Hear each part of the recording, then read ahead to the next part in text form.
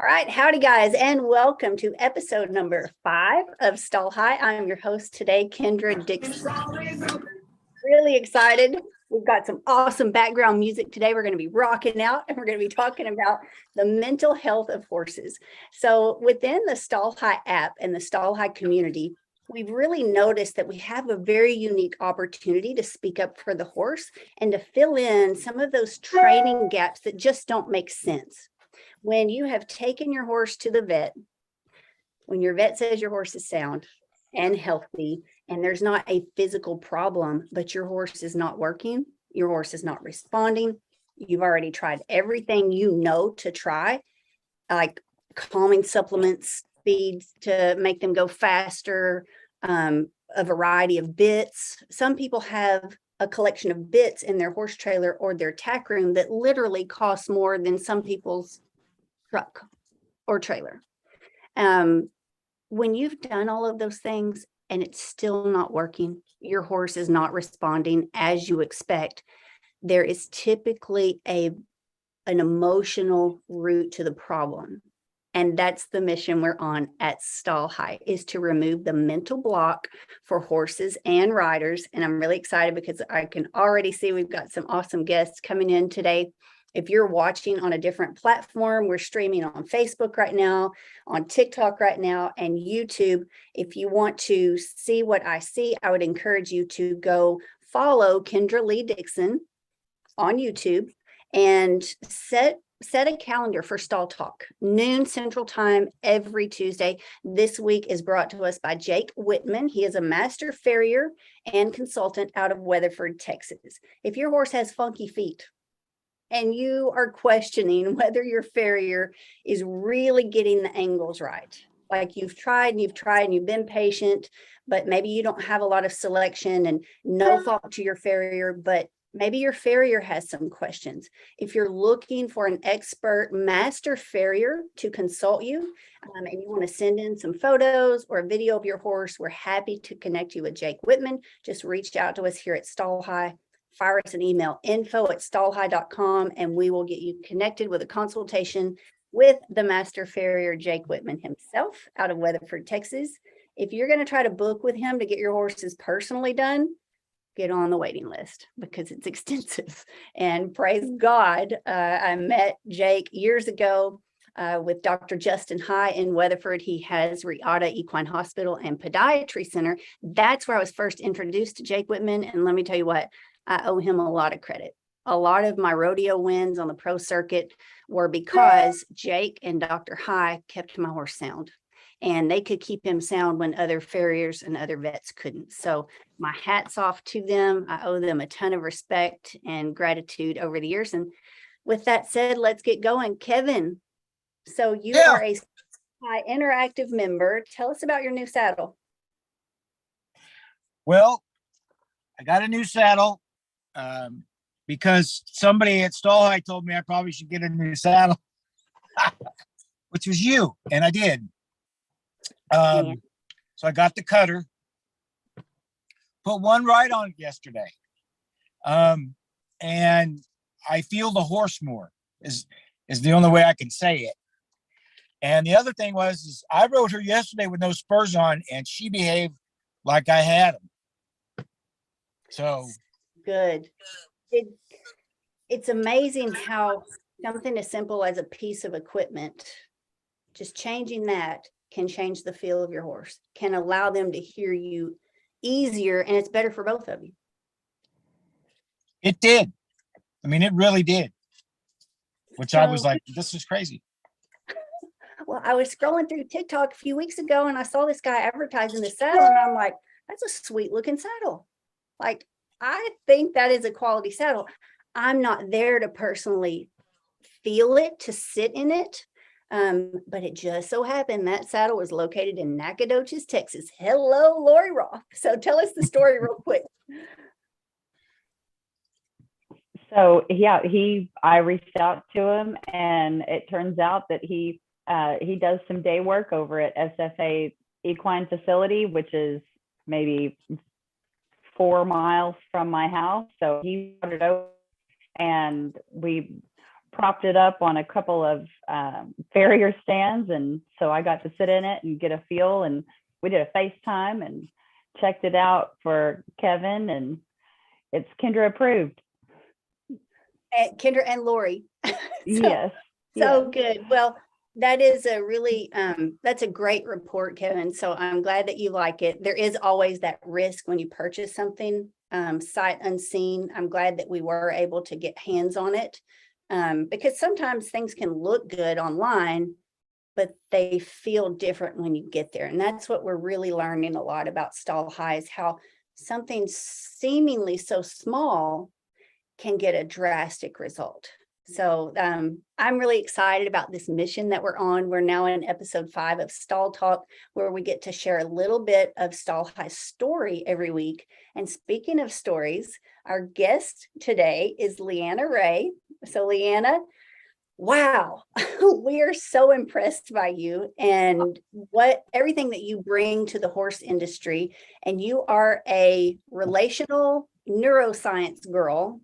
But I Yes. love how you say it. You're in service to the story. What does that mean to you? Oh, okay. So that is a beautiful reflection there, in service to the story. So we know through relational neuroscience that the state of our nervous system actually determines the story we're telling ourselves and the story we're actually living out between, whether it's people or our animals.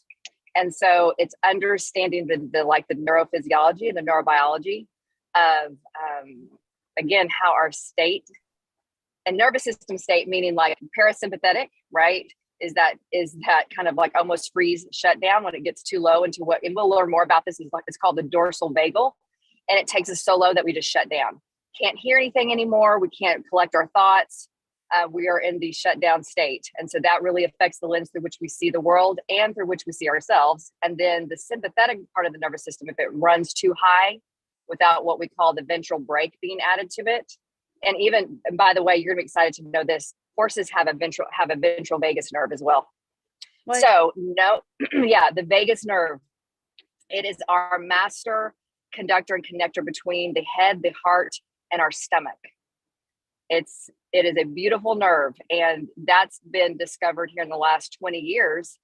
And they recognize that the vagus nerve, and it's actually a nerve that comes down. It's a cranial nerve that innervates, means it touches our throat, it goes into our heart, our lungs, and our gut, and it connects all 3 of our brains. We have a brain here, a brain in our gut, and we have a brain in our heart. Our heart has as many neural connections as our brain, and our gut has a neural lining over it that communicates to the brain. So all that being said, is the more we understand about how these things flow in our body, it gives us that capacity, just like he was saying about how the changing the saddle helped him feel the horse. That was beautifully said, because if we can feel more into our interoception, into our nervous system, we become more attuned and have access to this part of our brain, the frontal lobe, which allows us to use our personality and our higher level thinking, right? So it's just, yeah. So there's so much to unpack with that, but I hear you guys using this language or using these stories, and I hear so much relational neuroscience in it. It's just beautiful. I'm sold. I'm just like geeking out already. So I heard something this morning in the audiobook I'm listening to. It was the author is Seth Godin, and he said something, and I was like, oh, wow, that's very applicable. He said, right, begins with curiosity.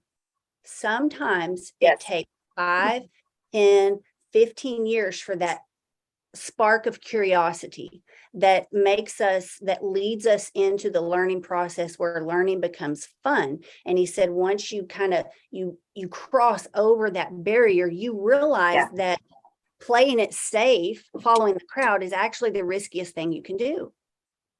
Beautifully said. Curiosity, there's a lot of neuroscience between, and we can maybe do something to talk about that. Mm-hmm. The neuroscience behind curiosity and how curiosity helps us connect areas of our brain. So when we're under stress, we go into what's called a protective pattern. We will go into the back part of our brain. We can get more left shifted, which means we lose contact with our right, which is our creativity and our capacity to creatively think our way through situations.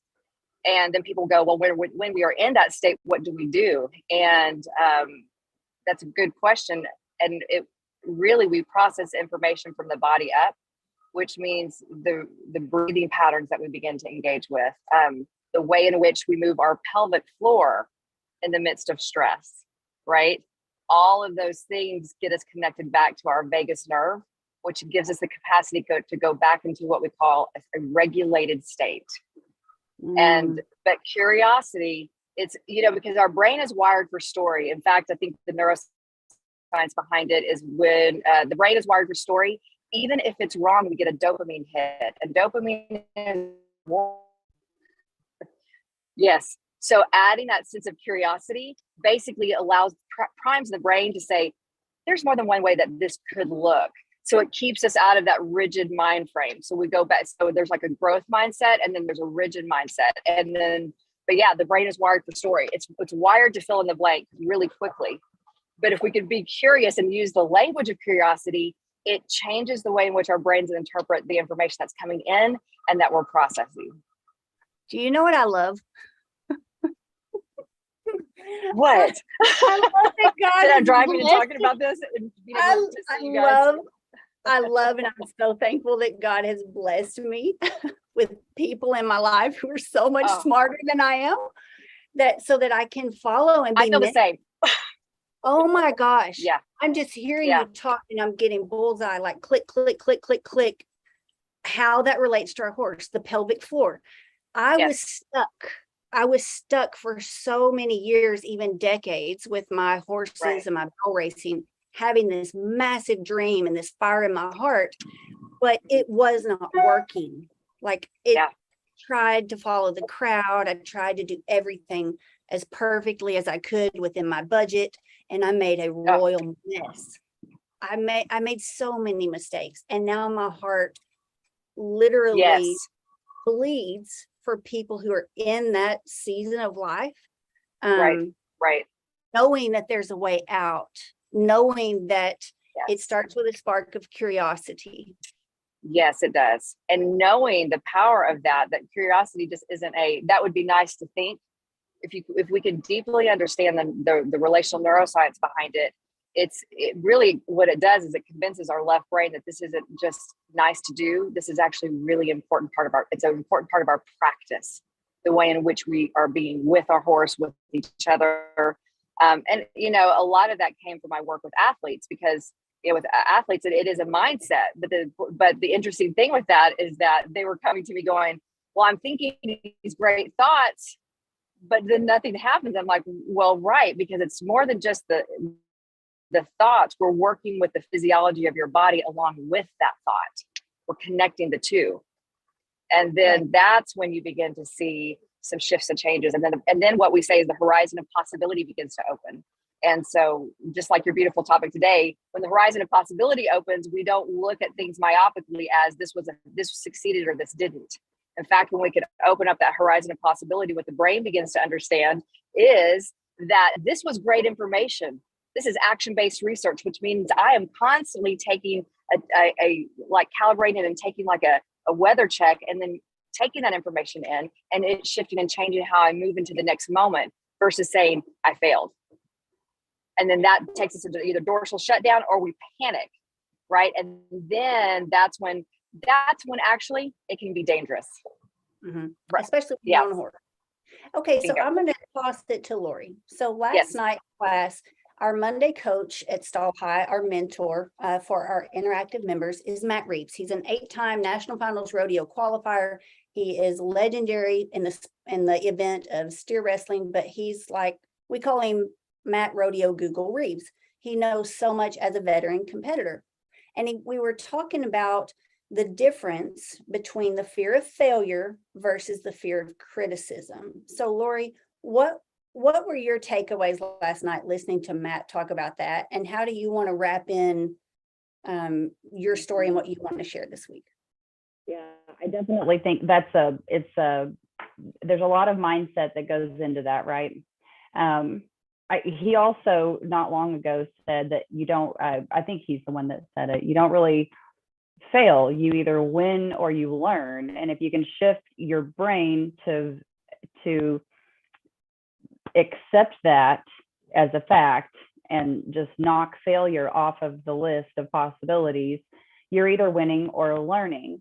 And he also last night in talking about that said that, you know, he gave the example, like a lot of people make the mistake of setting the big goal first.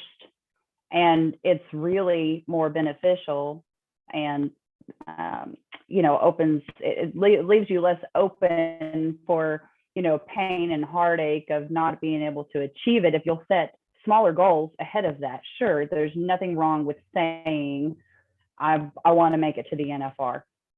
Nothing wrong with that. But in the meantime, we've talked about this repeatedly in our training since January, that it's important, or even last year in your clinics, I think it's important to set smaller goals each time.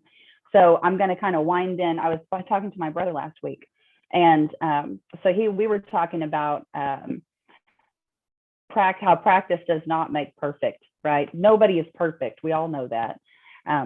We've heard forever, practice makes perfect.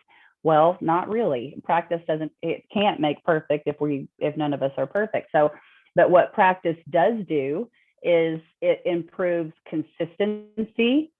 And so my brother, he's 6'3", he was a basketball player. He used basketball as an example. So he was saying that, you know, you can go and you can set the time every day, just like these NBA stars do, right? He gave Steph Curry as an example. There's no telling how many hours he practices every day. Well, he has one of the highest 3-point shot averages in the NBA. I think he's in the top 5. And do you know what the very highest percentage of accuracy is right now this year in the NBA? The best NBA 3-point shooter is sitting just like a tenth of a point under 45%.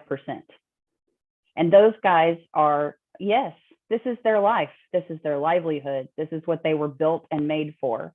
And you'll watch a basketball game, and if you watch Steph Curry and these other guys that are holding these highest averages of everyone, like in the NFL or in the NBA, you watch a game and it seems like they shoot and they make it. They shoot and they make it. But you know, you've got to think about that. They're making, you know, 4 to 5 out of every 10. They're missing, you know. So it's less than 50%. And so I feel like we can translate that over. So if you think about a basketball player practicing daily for hours, just shooting, how many shots they might shoot in a day for practice. And, you know, they're missing, like out of 100, they're missing, you know, 55 or more. And so you would think, you know, if you think about it that way, that's discouraging. But then if you take a step back and realize what the average is, it's easy to see that practice, it improves your consistency. It improves your form, like, you know, how you execute it, right? And you're building habits. And so that really made me take a step back and think about what Matt said last night, setting smaller goals and watching how you're practicing and making sure that you're practicing with the right form, with the right techniques, so that your practice is developing habits, and what you're doing is just consistently, constantly improving. So good. I love it. I love this. I like that you put it in perspective for us. It takes so much pressure off. If I'd had someone tell me that when I was 9 years old, 12, 19, 29, even, like as I was struggling to, you know, climb the ranks of competition, I was so sensitive. And Leanna, I'm very curious to learn more in the months and years to come about some emotional injuries that I had and how I would just overthink things. And that prior trauma was actually standing in my way. And I never thought about it. I thought I was afraid to lose, but I really think, and I heard Seth Godin say this as well, most people are not as afraid of failure as they are of criticism. And criticism, I think, just when things get out of whack, when we lose perspective, we don't realize that the best of the best are less than 50% accurate, right? And so then we're only going to be a fraction of that because we're in the normal population. So Leanna, what are your thoughts on the fear of failure as compared to fear of criticism? Yeah, it's interesting. I think the fear of criticism is it usually has a connection to really our history, if that makes sense. It does touch into that, right?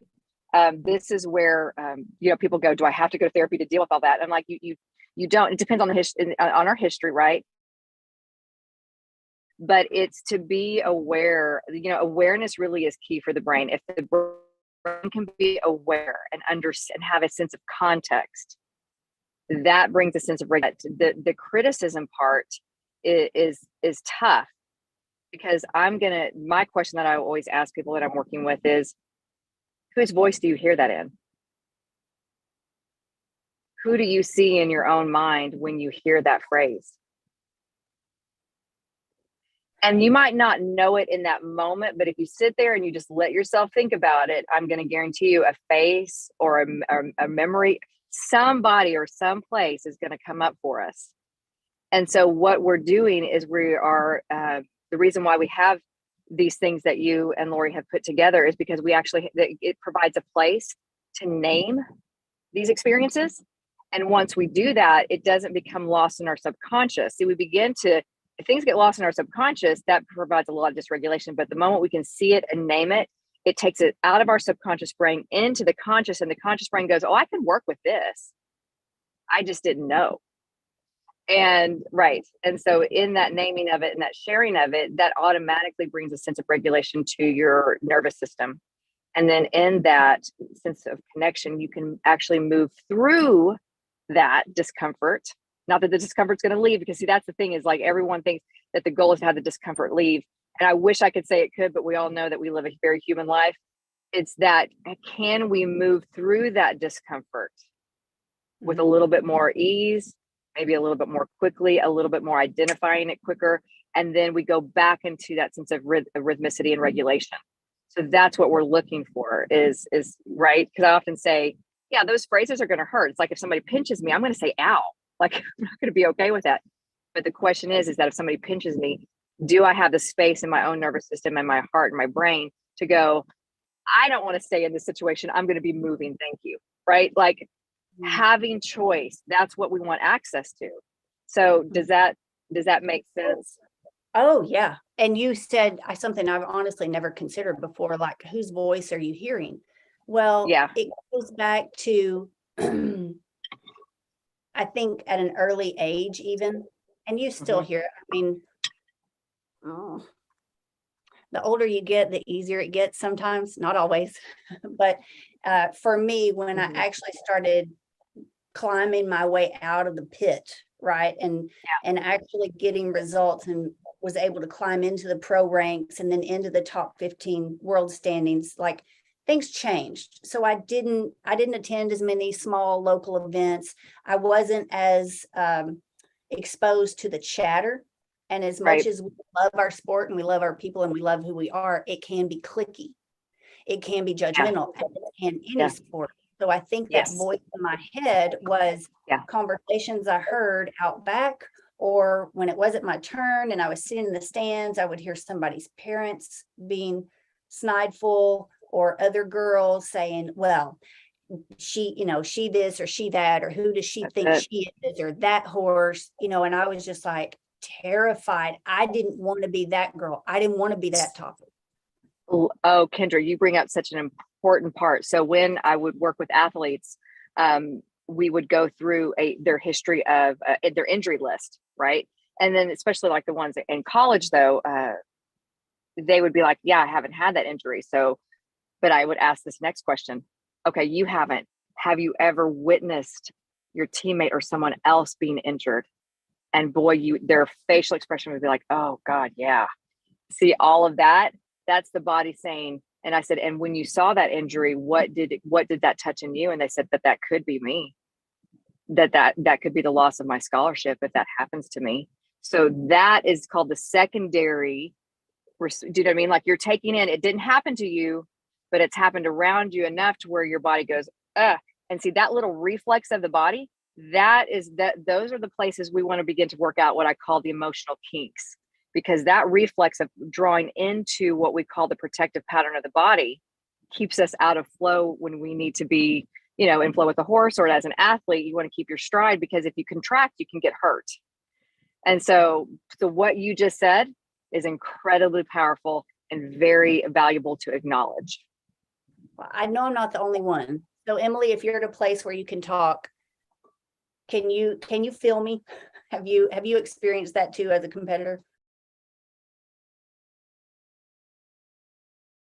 Emily's another one of our interactive members. She's in the full mentorship program at Stall High. Oh, amazing. So she's able to come to all of the classes. We have a team of 5 mentors, soon to scale. Mm-hmm. Soon to add some coaches. Hint, hint, wink, wink. If you're paying attention, guys, you just caught that one. Emily, can you relate to that? I've had many, many, many injuries. And I've seen other people get injured as well. And I've had both those reactions of that could be me as well. Yeah. And it's one of those things that it naturally, as we get older, that ground we don't bounce. So it makes me get a lot more rigid. And as Kendra and I were talking about one of my rides, that I need to loosen up in my thighs and let tension go, because I kind of hold on to some of that still, because I'm kind of trying to protect myself from getting hurt. Yeah. Wow. Mm-hmm. Well said. Even though I have great horses. Yes, absolutely. But it's because we our eyes take in so much, right? And it also looks like you're in the medical field as well. So Yes. yes. Okay. So it's people go, well, how do we override? I said, we can't override the protective response. We're actually going to be thankful that our bodies are designed to protect us. What we want to add to that, though, and we'll talk more about this like in future sessions, is that the power of mental rehearsal is very powerful. And to understand the neuroscience of that, and what we do with that is that the moment, for example, when I work with first responders, if we can catch that memory that's trying to get encoded into the brain within the first 3 to 5 hours, it's a really powerful window for memory reconsolidation work. And so what we do, if we can actually help the brain work through, process all of that imagery, and if we can allow that imagery to come in and place us in a safe place, the brain and the body will actually store that memory differently. And people go, well, is it too late? Because we've had so many experiences. Like, it's never too late, because what we're asking ourselves is, what is the core emotional memory here that we keep going back to, right? And then how do we work with that piece of it? And you'll be amazed that once you add that piece, that the muscles just kind of naturally relax, the fascia naturally starts to unwind, if that makes sense. Again, this is a lot to unpack, but I just wanted you to know that I hear you, I understand that, and I'm thankful. And that's another thing, the curiosity and the gratitude is like, our bodies were meant to protect us, and that's a wonderful thing. But it also has something to tell us. And when we attend to what it's trying to say, the body goes, I can relax now. You've heard me. Yeah. Mm-hmm. It does. And when I've gotten thrown off or come off a horse in anything, it's always so important for me to try to get back on. I don't care how injured I am, as long as I can just sit on the horse for just a minute. Right. It's made such a difference, because I've had injuries where I've come off, or for some reason I couldn't. And even just getting back on afterwards, whether I was knocked unconscious or whatever the case would be, and even getting on the most gentlest horse that I've owned, I'd get up there and have almost a panic attack, even though I know it's the safest horse. But it's just that feeling of, what if it's going to happen again? So here's what we would do in that scenario. And this is just kind of, and we would always find scenarios that resonate with your nervous system, your body. But in that scenario, what can happen is that we kind of push ourselves to just like get on that horse, right? But if we were to actually slow that getting on the horse process, and someone was with you and say, okay, where do you feel that activation? And you'd be like, I feel it in my gut. What is that? What is that connected to? I feel nauseous. And if we were just to hold steady and let the body feel its sense of ground before we even did it. Does that make sense? Because what we're doing is we're titrating with the body, saying, hey, talk to me at every step of the way. And do you have to do it like that every single time to get on a horse? No, but in that moment when you just talked about that, it was like, you're like, I got on the most gentlest of horse, but I still had panic. And we would want to be with your body every step of that way, right? So that it could unwind at each, what I call catch. Is it the I can't sense ground, right? And it would be like, all right, well, we're just going to take our time. There is no rush to get on this horse. Does that make sense? Like it, because the body is, yeah. So that just things like that, if that's helpful. But yes. Okay. Powerful. It's Yes, so that's why we need her. We need to add her to our group. right. I'm Yes, just so please. excited. I mean, I didn't Yes. know. I really It would be didn't. another amazing, helpful bit. Yes. Please. When we Sorry, I started. gotta go, ladies, but Okay. Yes. You go back to love you. See you in class tonight. So when we started, and Leanna, when you have to go, just let us know, because it looks like you're off and running. I've got 5 more minutes. So yeah. Okay. When we Yeah. started Stall High, the app, we kind of had this grand vision of it being the social media alternative for horse people. However, that's massive, and we can't compete with, Facebook. We're not Facebook. We're not Instagram. We're not TikTok. We're not Twitter. We are Stall High. And now that we're seeing these results and we're in this learning journey together, and we're not prideful. That's one thing I'm starting to recognize. Stall High is not for every rider. It is not for riders who are too prideful to seek help, or stalled or stifled by a poverty mentality. If you're not willing to invest in yourself to learn the information and take it back to your horse, how can anyone help you? You will remain stuck. So it took me a long time to get out of my stall, to get out of the pride and the timidity, the fear of criticism, just that mental loop I was stuck in for so many years. And I know that a lot of people are there right now, and that's who we are for. That's who we can help at Stall High. So it's something as simple as downloading the app. Leanna, we would absolutely love to have you as like a permanent coach added to the team. I'm there. I'm here. I'm there. Yeah. This is wild. Well, and it's a beautiful thing because you guys have created that space for that. And it's just, it's learning from each other, because it's such a beautiful thing to learn together in community. And because really these relationships that you're talking about in terms of riding the horses, it's our relationship with life. I mean, it has so much to teach us and for us to share. Yeah. Well, it's an honor. So I'm so thankful I got to see everybody and just see you guys and hear, and more to come. You're awesome. All right. So are you. Okay. We're y'all take care. Okay. Be blessed. See you soon. Okay. Bye. Okay. So if you're like me and this just completely exploded your brain, and you're like, wait a minute, this is new information, and I can already see how it could apply to my horse. How many horses have you burned through in your career? If you're like me, it's more than a few. How many horses have you been stuck in that buying rut to where you just can't find a horse to fit you? And so you go get another horse thinking that's going to be the solution. For me, my problems didn't get smaller, they got bigger. My problems got much worse as I could afford to buy more horse. Well, that wasn't the solution. That made it so much worse.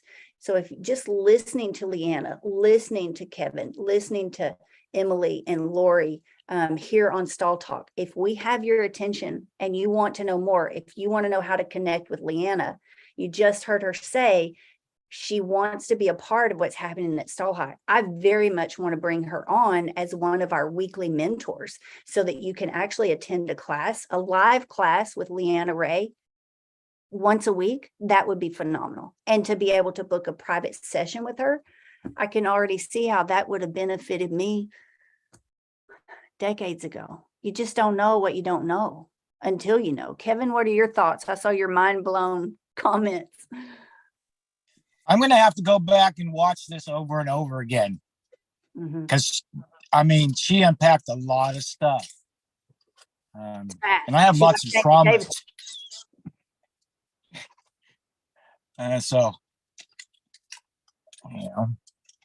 I think the same way. I didn't want to like have my eyes down taking notes the whole time, and thank goodness we're recording, because she reminds me of well, all of our coaches. I mean, James Davison on Wednesdays, every Wednesday night, we're just like, what?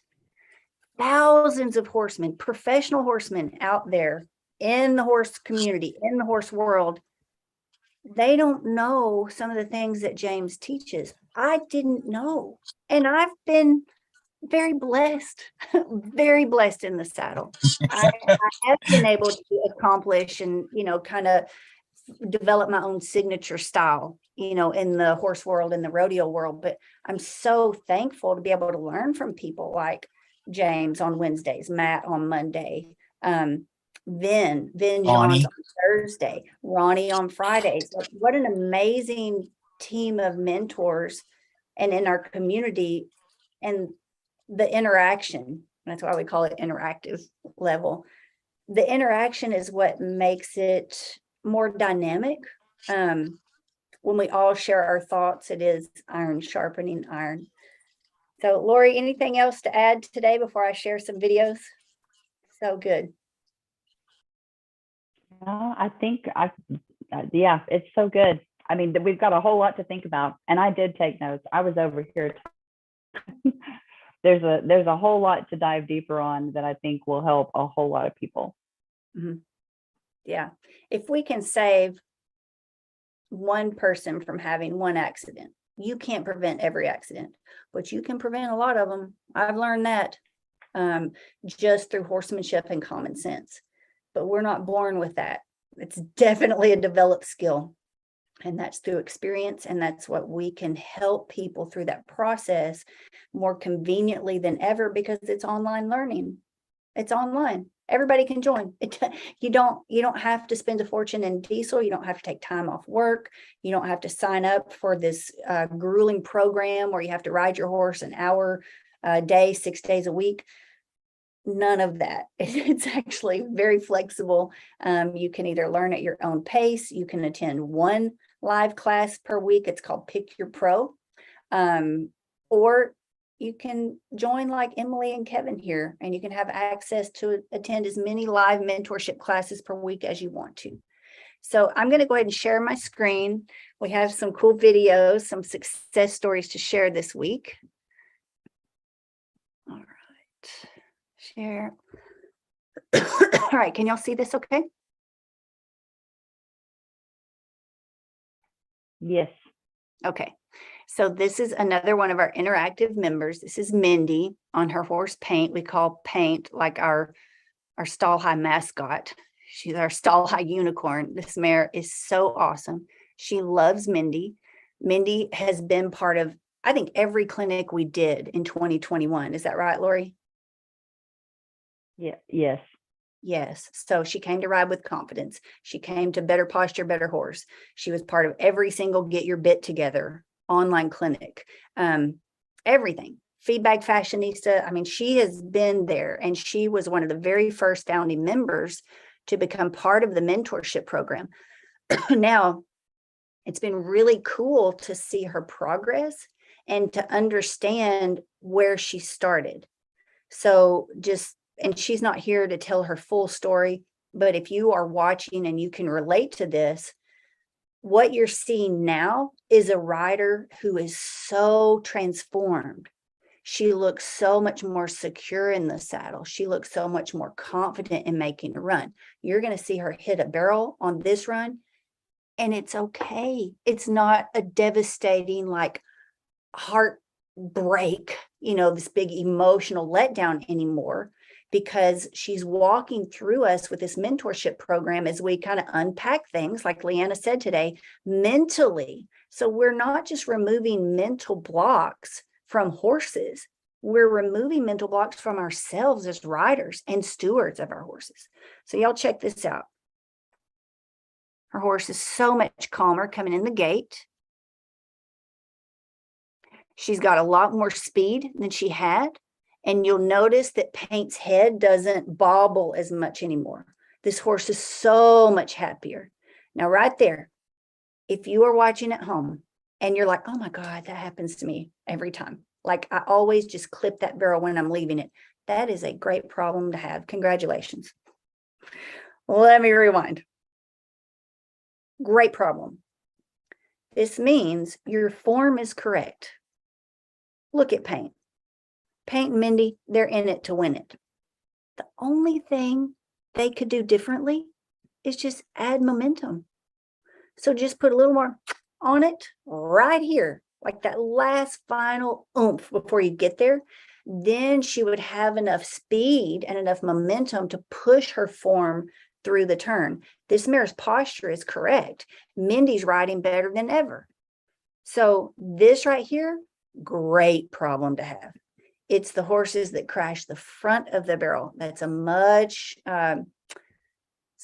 more dynamic, trickier solution to find. It's a training thing. You got to go back and untrain something and re-explain to your horse and maybe to yourself. So when you clip it on the backside, no problem. Just speed up next time. So good. So I was watching some of her former videos. Used to, Paint would just really bow out of the third barrel and kind of, struggle for a minute. Like, are you going to let me go? Or am I going to take the bit for myself? And they had a few strides of uncertainty, and then they would iron out and go back towards the timer. So just altogether different. So we don't see Mindy as an apprehensive rider anymore. She's a lot more confident, giving Paint the rein because she trusts her mare now. And she has made drastic mental changes this year at Stall High, but she's also making physical changes in her riding style. And that's what's making the difference. That's what's getting the result. And that's what's making it more fun. It's not this big, like, oh man, I'm so let down about this run. It's like, that was a hell of a run and it was fun. And I'm so happy for my horse and I'm ready and I'm excited to do it again. So Mindy, I know you're not here with us today, but I'm super proud of you. All right, so here's her husband.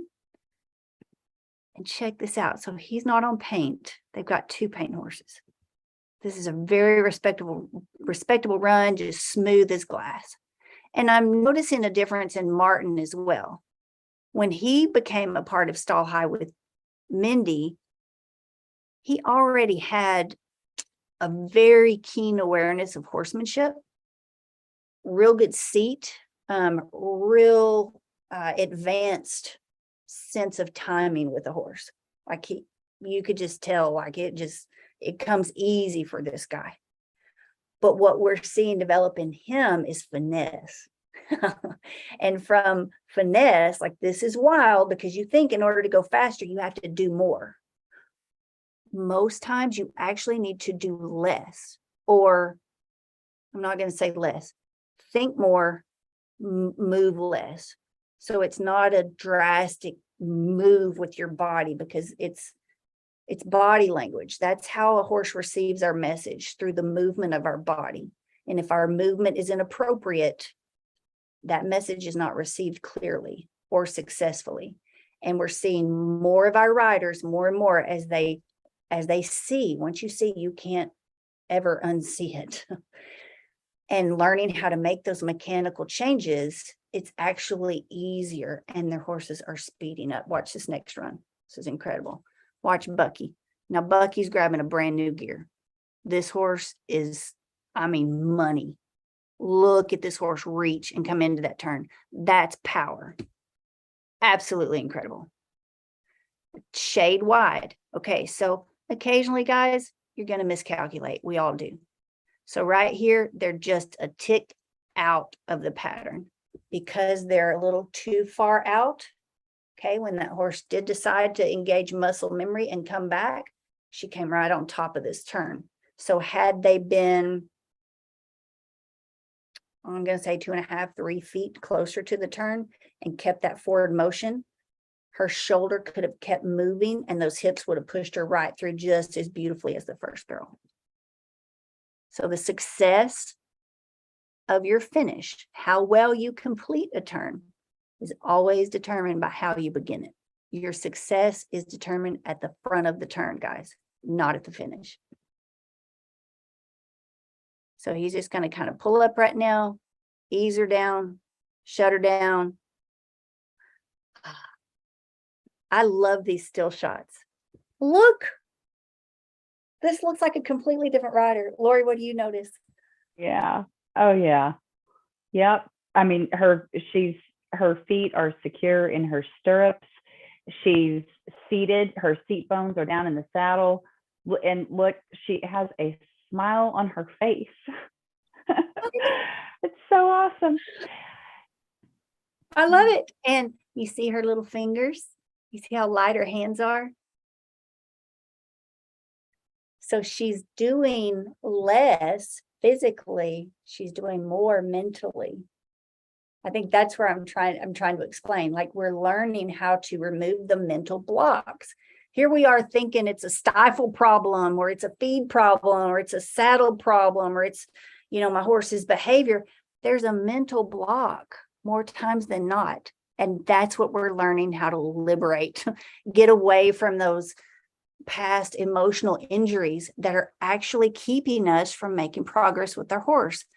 If you just look at the horse in front of you and you don't understand, there's a lot more going on. We learned that today from listening to Leanna. Then you're forever going to be frustrated. And I don't want to see anybody stuck in that, decade or 20 or 30 or a lifetime of frustration, not knowing how to get out, when we are thrilled to help you. If you really want to learn and your horse vets sound, you have a clean bill of health on your horse, you know that they're not physically impaired or in physical pain when you're asking them to do their job, when you're riding, but their behavior is not willing, they're not compliant, things are not adding up, there is a mental reason. It's typically attached to the biomechanics. We're going to learn more. Like, I can only barely begin to explain that. That's why I want to learn from people like Leanna. But this picture just makes me so happy. Mindy, we are absolutely elated for you. Just celebrating your progress. I love the smile on your face. It just makes my heart happy. Next picture, next image is Martin. And this, I love it. This horse unseated him. So I just prefaced, his video with, this is a heck of a rider. He's got a good seat. It's natural. It comes easy for him. When you start to step up and you ride a powerhouse, you can tell the power of the horse by looking at the dirt. You can tell how fast this horse is running. Just measure how high the dirt is flying. And that's not a big horse, guys. So he is capitalizing on precision. He's capitalizing on this horse's natural ability instead of impeding this horse's natural ability. And he is an interactive member at Stall High as well. So Martin, I love this picture. I love that Bucky is actually challenging you as a horseman.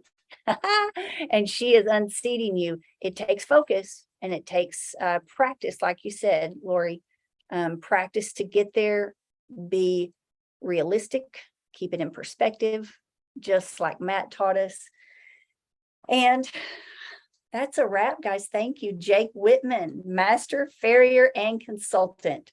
If you're concerned about your horse's feet, if you feel like they could be better, but you don't know who to ask, and you want to send in a photo of your horse's feet or a video and ask Jake personally, we can connect you with Jake Whitman. Like I said, if you want to have him personally shoe your horse, we will connect you as well and get you on his waiting list. But a big shout out to Jake Whitman out of Weatherford, Texas, Master Farrier, for sponsoring episode 5 of Stall Talk. And if you're listening, whether you're on a live stream right now, or maybe you're catching a replay somewhere on the internet, and we have piqued your curiosity today, and this is something that you want to learn more about, if you can see the value in prioritizing your horse's mental health, certainly as a way to solve the problems. When you've ruled out physical pain and things aren't working, we want to be able to fill in that gap for you and provide the information to explain the mental block so that you can remove it and actually unlock your horse's truest and highest potential. How cool is that? And guys, we're talking pennies on the dollar. Pennies compared to what the coaches have had to invest to learn their entire lifetime. And it's going to be a lot more affordable than traditional training, because this cost you $0 in diesel. Diesel's come down a little bit, but it's still pricey. And if you think about it, I was talking to Ronnie Clampett. He's our Friday coach. I was talking to him this morning, and he and I love to teach. All of the coaches at Stall High love to teach. I mean, we're very passionate about saving other people hardship. If we can save you one bad ride, we want to. Like we live for that. But even for people who could in years past come and spend a weekend with us, either a weekend with Mr. Ronnie or a weekend or a week here at my ranch and train with me personally, I can't possibly teach you as much as we can share on Stall High. There's over 200 hours already in the library, and it grows every week. It's like Netflix, but we're not Netflix, we're Stall High. So you have an opportunity to binge on as much of these answers and horse training solutions as you want. You can attend live classes throughout the week for pennies on the dollar. So way more affordable than it's ever been, because you can learn from the convenience of your own barn. That said, if you want to know how to get information, just go download the Stall High app. That is the quickest way to fill out some questionnaires, find out how we can help you personally. Stall High is a free download in the App Store and in Google Play. There's going to be a series of questions to tell the team more about your horse and your personal story and what kind of help you feel like you need, so that we can be very efficient and mindful of your time. Lori, is there anything else you want to bring up before we close out this week?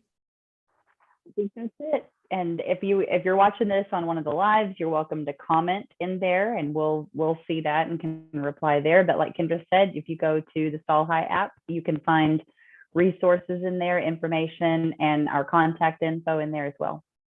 Okay. Thanks so much, guys. Lori Roth, my right-hand woman. It's so I couldn't do this without you. Kevin, thanks for being here. Emily, thanks for being in the background with us. What you shared was amazing as well. And I'm just excited for class tonight. I'll see y'all at 6 o'clock.